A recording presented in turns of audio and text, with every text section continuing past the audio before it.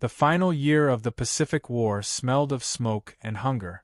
Villages along the Japanese coast burned night after night as B-29s droned overhead, their engines vibrating through the bones of a starving empire.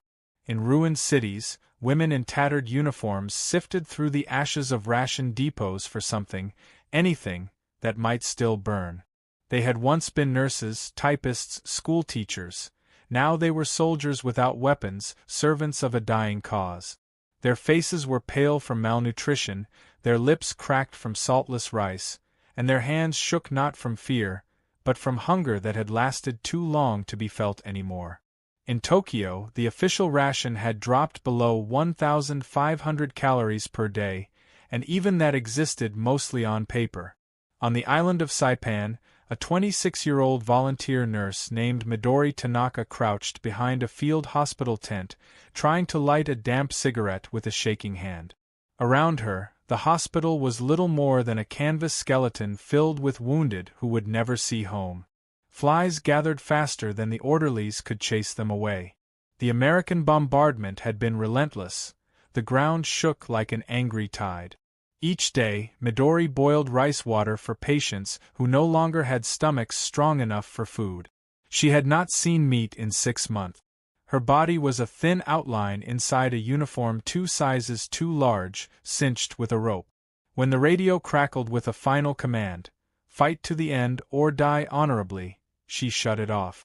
The concept of surrender did not exist in her world. From childhood, she had been told that captivity was worse than death.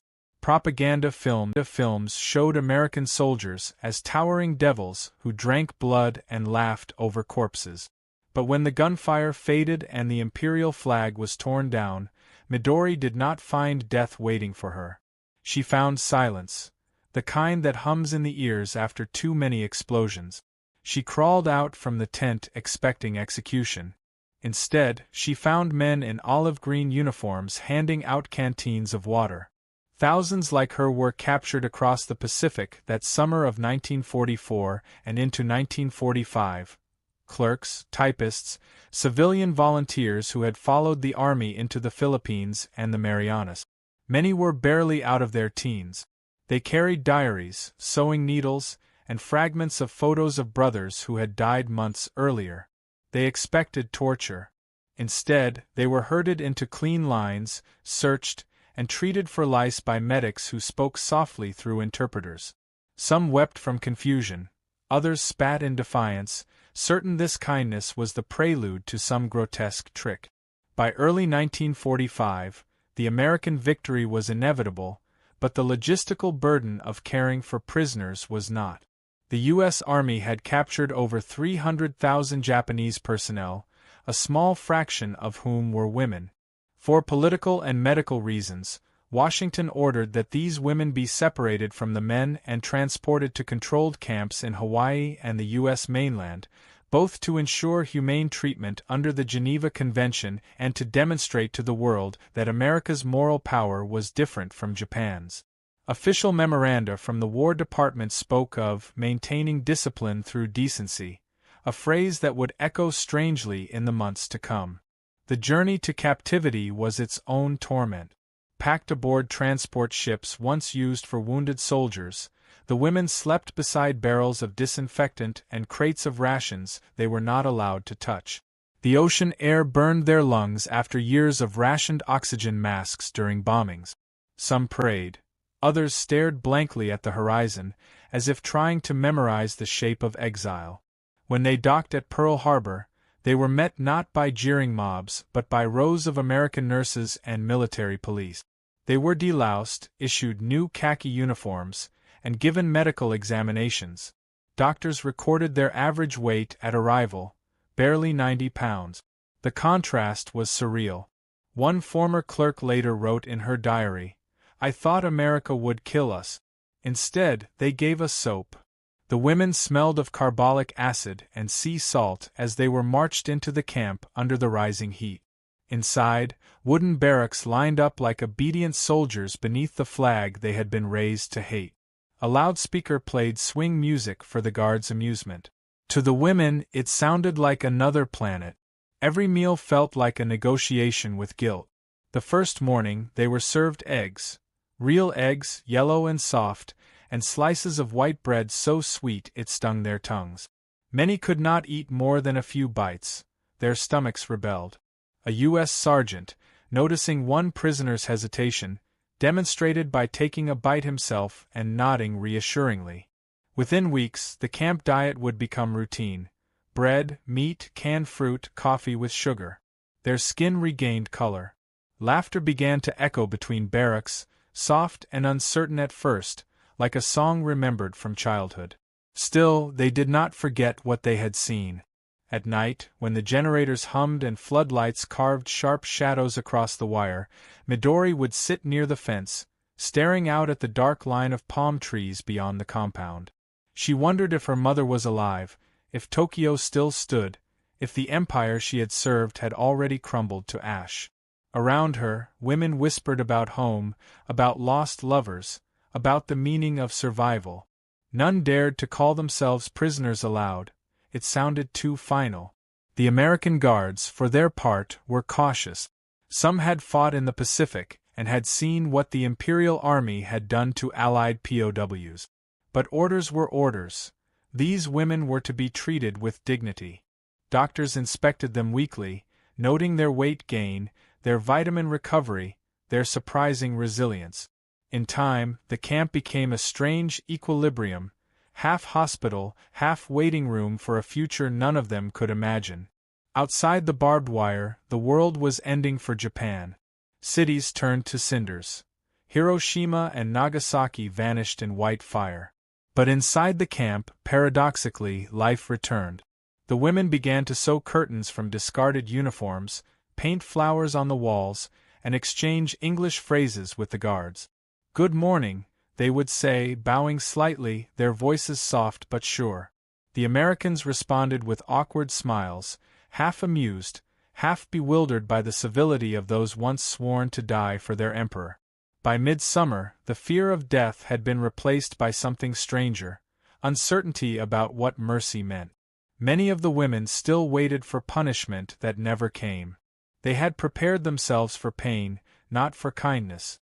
Each new day of bread and sunlight felt like an undeserved miracle, and miracles, they had been taught, always carry a price.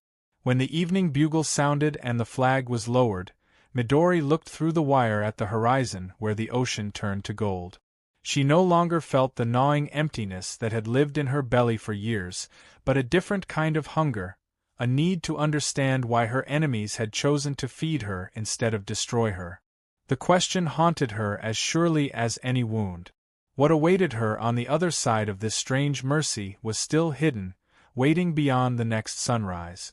Morning broke soft and gold across the camp, catching the sunrise. Morning broke soft and gold across the camp, catching the razor wire fence in a shimmer that looked almost gentle from a distance. The women stood in silence, squinting against the Hawaiian light that felt too clean, too forgiving. It was the kind of morning no one had seen in years. Warm bread in the air, radio static carrying a melody that didn't sound like war. The Americans called it Camp McCoy Annex, though to the women it had no name. To them, it was simply the waiting place, a world fenced off by contradictions. The first thing they noticed wasn't the guards or the barbed wire. It was the smell. Bacon, coffee, yeast, and something sweet, a perfume of abundance that seemed almost mocking. For months they had known only the scent of mildew and blood, of unwashed skin and rice water boiled to nothing. Now, as the mess bell rang, the air smelled like life returning. A corporal at the gate motioned them forward, his hand resting casually on his rifle, the gesture more habit than threat. The women hesitated. They had dreamed of food before, in fever, in delirium, only to wake and find their own hands bleeding from chewing on wood. But this was real. Inside the mess hall, rows of trays waited. Scrambled eggs, bread so white it glowed, a thin slice of ham, a tin cup of coffee. The guards watched with an awkward politeness as the prisoners approached. Some women cried silently before taking their seat. Others bowed stiffly, still unsure whether this was generosity or humiliation. Midori, her fingers trembling, reached for her fork, and dropped it. The sound of metal on wood was small, but it drew every eye in the room. She whispered an apology, though every eye in the room. She whispered an apology, though no one had scolded her. By afternoon, the camp routine settled into a rhythm. Wake-up whistle, roll call, breakfast, inspection. Every detail was recorded: body temperature, weight, blood pressure. The U.S. Army doctors treated the women with clinical precision, as though restoring them were part of a grand experiment. In a sense, it was. Officially, these camps were showcases, proof that the United States followed the Geneva Convention to its letter. Behind every plate of food and every clean blanket was an invisible political agenda. Feed them, and the world will see who the real monsters are. But the women didn't know about propaganda or moral optics. They knew only that their bones no longer ached from emptiness. Within weeks, cheeks began to round, eyes brightened. The camp physician noted in his logbook, average gain 3.5 pounds per week. Vitality improved remarkably. One nurse, Reiko, laughed the first time she stepped on the scale. I used to dream of weighing this much, she said, half in shame, half in wonder. Still, kindness came with confusion. The same guards who once fired on their comrades now offered cigarettes and candy bars. One soldier, Private Jenkins, practiced Japanese phrases from a pocketbook. I am your friend. The women responded with hesitant English, thank you. Good morning, please. The language itself became a kind of truce. In the recreation yard, they began to move again, walking, stretching, even laughing. A Red Cross nurse organized sewing circles, teaching embroidery to hands that had forgotten delicacy. They made small purses from discarded canvas and traded them for fruit. Photographs taken by army photographers show them smiling faintly, some in reissued U.S. uniforms, their hair neatly braided. The images would later appear in American newspapers under captions like, "Enemy women regain health under U.S. care." The irony was sharp. While Japan's civilians rationed a single potato for a family of 5, its captured daughters were regaining flesh in enemy hands. Midori spent her mornings assisting in the infirmary, translating for a military doctor who treated dysentery and malnutrition. She watched as women who had been skeletal just weeks before now complained about tight skirts. At night she wrote in a hidden notebook, "We feared death by the sword, but it was kindness that disarmed us." The notebook would never reach Japan. Mail was censored, but she wrote anyway, as if truth needed to live somewhere, even in secret. Outside the fence, guards shared their own bewilderment. "They're cleaner than us now," Jenkins joked one night, shaking his head. The cook, Sergeant Miller, replied, "They eat better too." He wasn't wrong. Each prisoner's ration followed a strict 3,200-calorie standard: rice, bread, meat, vegetables, and milk, designed by military dietitians. The logic was simple: a healthy prisoner caused fewer problems.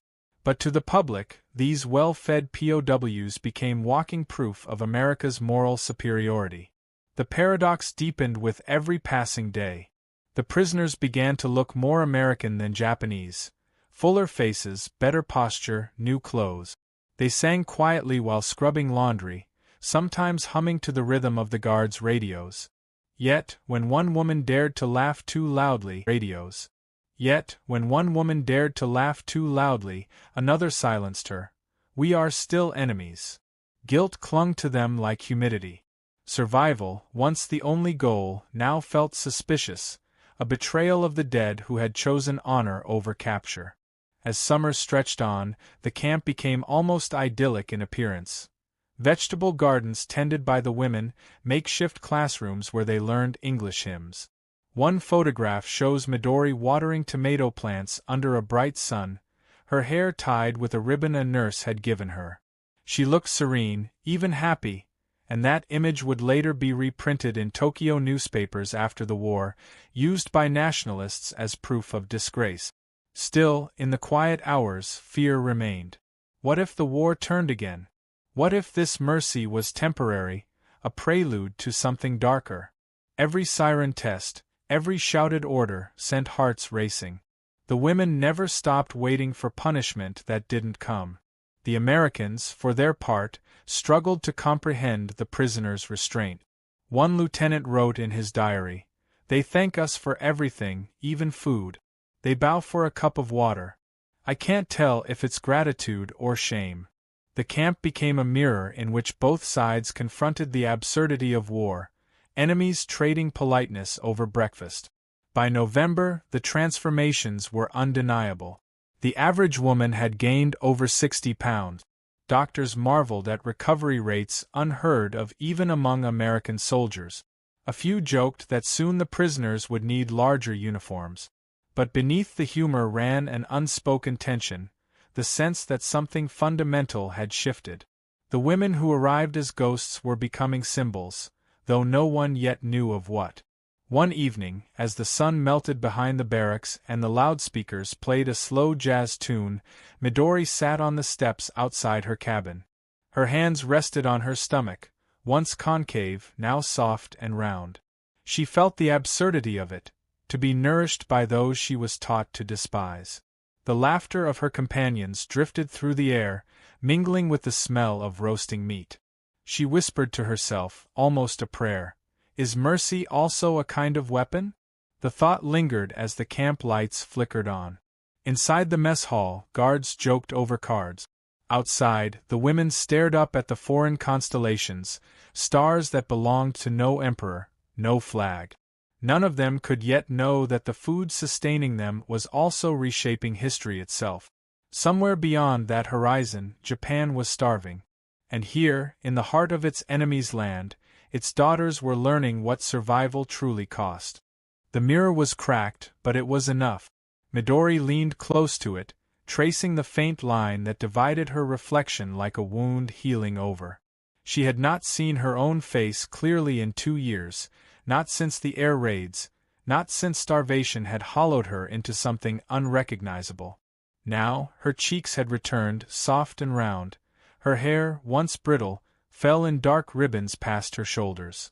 The sight unsettled her. Survival had changed her body faster than her mind could follow.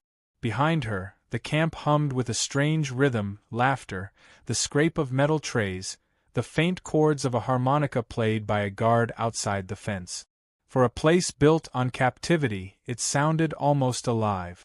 The camp mirrors had become confessional spaces. Women gathered there each morning, inspecting themselves with the curiosity of strangers. Reiko, the former clerk, pinched her arm and laughed. "Soft again," she said, half amused, half ashamed. "My mother wouldn't recognize me." The others joined in, their laughter edged with disbelief. Their bodies had become the evidence of something unthinkable, that the enemy fed them not just to keep them alive, but to restore them. The irony stung, yet it carried a warmth they could not deny. The American doctors called it nutritional recovery. The women called it rebirth. The daily weigh-ins became rituals of astonishment, numbers climbing higher, muscles returning, eyes brightening with health that once seemed lost forever. Camp records from June 1945 showed an average gain of 61 pounds, enough to alarm the medical officers who had expected frailty, not transformation. For the Japanese prisoners, the scale was both triumph and shame, proof that life could bloom even in the soil of defeat. Midori volunteered to translate medical report. It kept her busy and gave her access to the American infirmary, where she observed procedures with quiet fascination. The chief physician, Captain Lawrence, was a man of precise speech and restless conscience. "They were our enemies last year," he told her one afternoon, adjusting his glasses. "Now I measure their blood pressure and worry if they skip lunch. War makes strange doctors of us all." She nodded, unsure how to respond. His kindness disarmed her more effectively than any weapon. One humid morning, a Red Cross representative visited the camp. Photographers followed him, snapping images of women in neatly pressed uniforms tending gardens or reading English primers. The photos were destined for newspapers back home, a propaganda tool, though the subjects didn't know it. The women posed stiffly, the corners of their mouths trembling between smiles and defiance.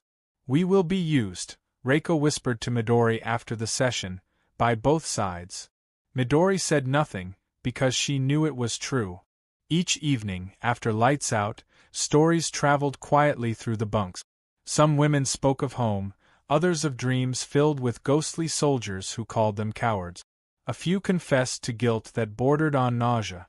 How could they sleep in clean sheets while their country burned? How could they laugh, gain weight, and grow strong while families in Tokyo chewed roots to survive? The mirror was cruel in its honesty. It showed not only what was gained, but what was lost. Yet, in those same reflections, a subtler lesson emerged. They began to see not prisoners or victors, but women, just women with hunger, fear, and the same fragile will to endure. When Private Jenkins accidentally dropped a tray and muttered a curse, the women laughed, not mockingly, but with a human familiarity that startled him. Later, he confided to another guard, "They don't look like enemies anymore. They look like folks." The camp soon became a strange ecosystem of empathy. Guards shared cigarettes, prisoners taught origami, laughter replaced silence. There were still fences, still rifles, but the sharp edges dulled beneath routine. Even the air felt different, lighter.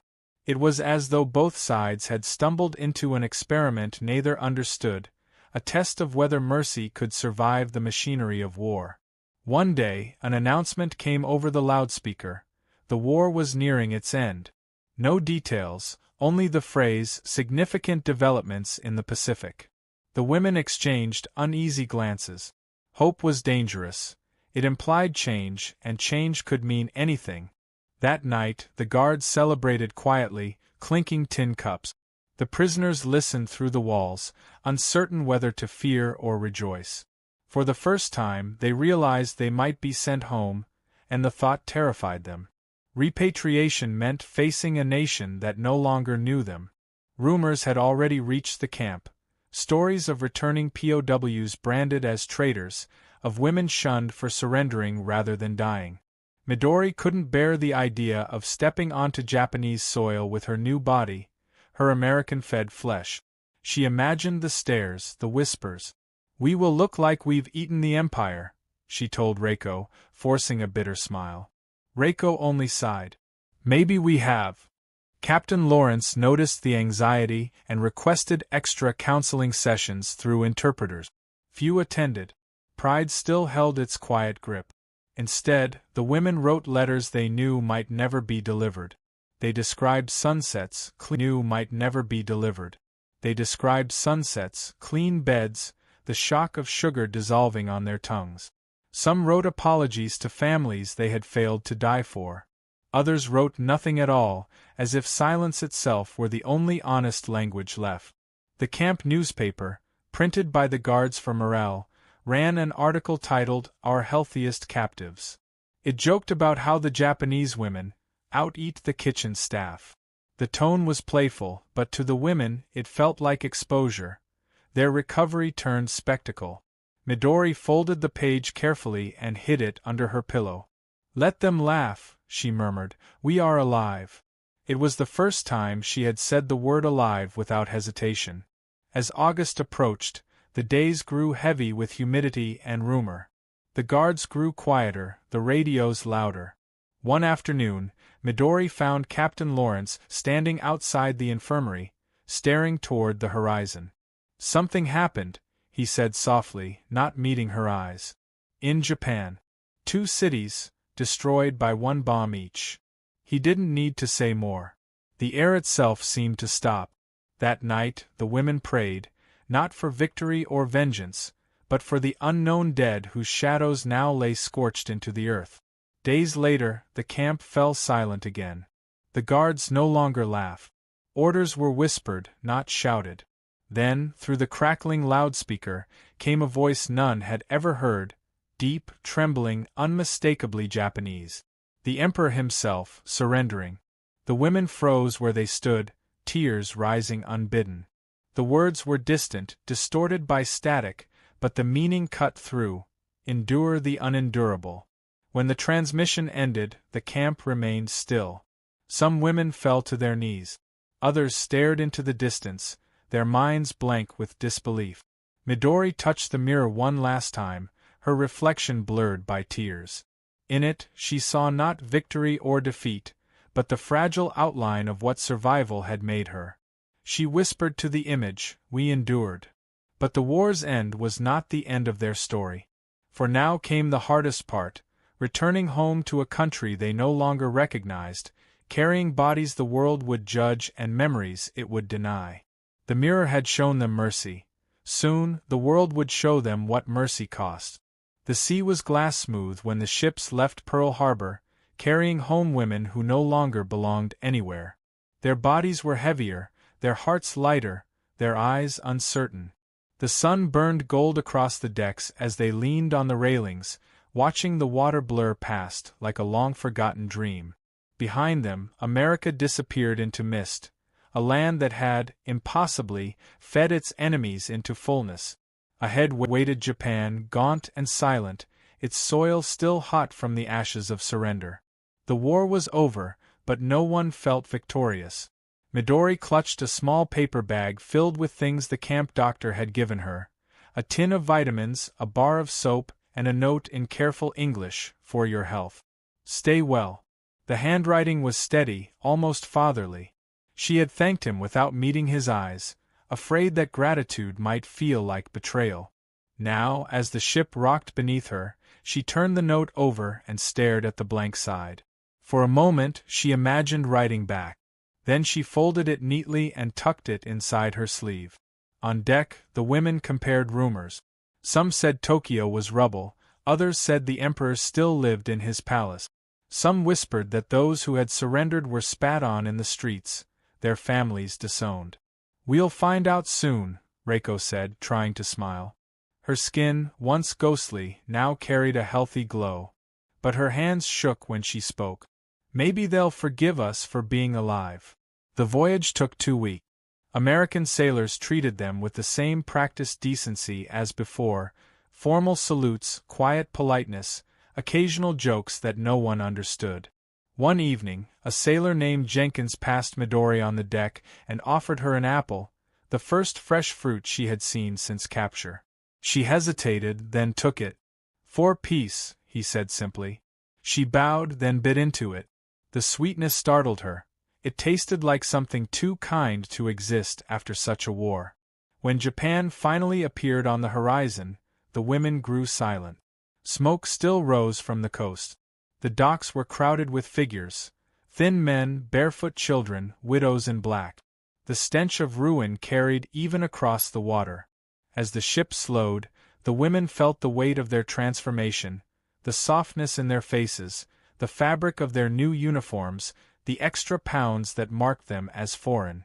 They had left as starving ghosts, they were returning as strangers. The disembarkation was quiet, almost ceremonial.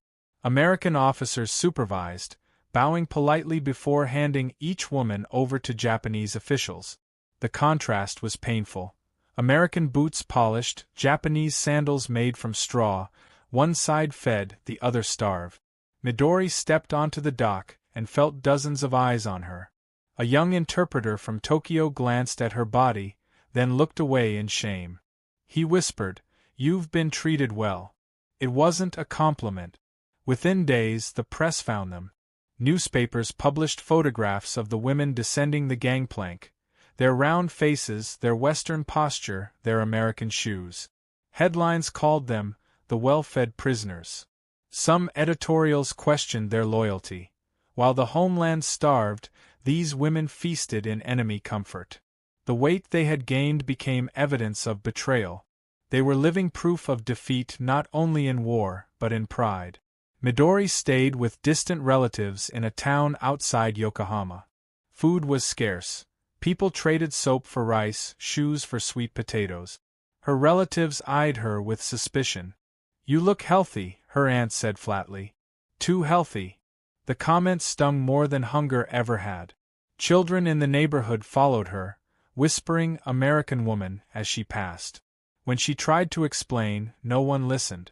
In a country rebuilt on humiliation, Her survival was indecent. One morning, she opened her suitcase and stared at the soap Captain Lawrence had given her. She turned it in her hands, noticing the small English letters pressed into the side. U.S. Army Supply. The scent was faint but clean, a smell that belonged to another world. She placed it back carefully, realizing she could not bring herself to use it. It wasn't guilt that stopped her, but something more complicated. The knowledge that the only kindness she had known during the war had come from the side that won. Across Japan, the returning female POWs faced the same cold reception. Some were interrogated by police, accused of collaboration. Others were dismissed from their nursing posts or denied rations. The government issued no apology, no acknowledgement. Official records barely mentioned their captivity. Their existence was inconvenient. Women who had lived through defeat and found compassion in the wrong hand. Letters arrived occasionally from America, routed through the Red Cross. One was addressed to Midori. The envelope bore an unfamiliar handwriting. Inside was a short message in careful English. The garden you planted still grows. We remember you. There was no signature, but she knew.